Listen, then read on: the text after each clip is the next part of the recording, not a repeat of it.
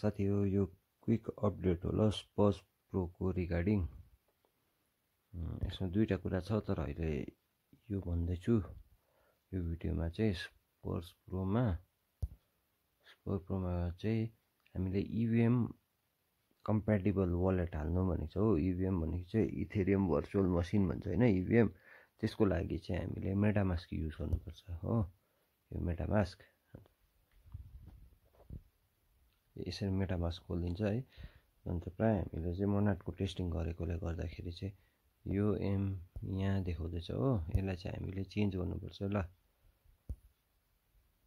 Change गरेर चाहिँ हामीले यहाँ चाहिँ इथेरियम मेननेट भन्ने युज गर्नुपर्छ।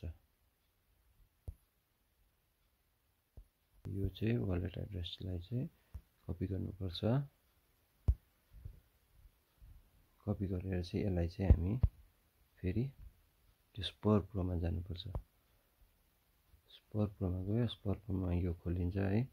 यो खोलेर चाहिँ हामी सेटिङ्समा जान्छ। यहाँनिर सेटिङमा गयो, सेटिङमा गएर चाहिँ अकाउन्ट इन्फर्मेसनमा जानु। अकाउन्ट इन्फर्मेसनमा गएर चाहिँ यहाँनिर जुन चाहिँ छ यहाँ चाहिँ हामीले पेस्ट गरिदिनुपर्छ ल। Paste done. All field requires. अब यहाँ चाहिँ नाम लेखिदिनु आफ्नो होइन। यहाँ पनि सरनेम लेखिदिनुहोस्। त्यहाँबाटखेरि चाहिँ यसलाई चाहिँ एड गरिराख्नुहोस् ल अहिले फिलहालको लागि।